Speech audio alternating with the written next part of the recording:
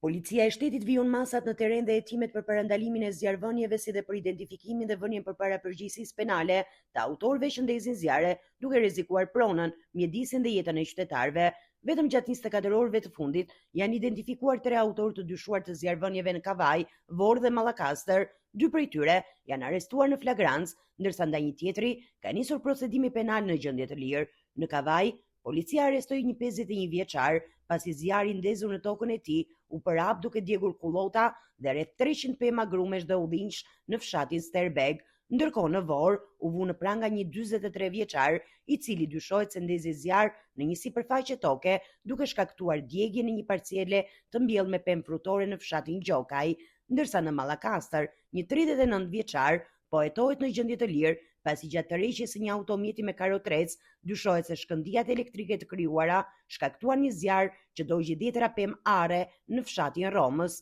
Sipas policisë së shtetit, gjatë muajit qershor dhe 2 javëve të para të korrikut, janë arrestuar dhe proceduar penalisht gjithsej 29 shtetas të dyshuar për zjarrvënie. Autoritetet u bëjnë thirrje qytetarëve, fermerëve dhe pronarëve të tokave që të mos ndezin zjarr në asnjë rrethan, duke kujtuar se djegja e mbeturinave apo i bimësisë në toka bujqësore përbën një vepër penale dhe rrezik serioz për përhapjen e flakëve.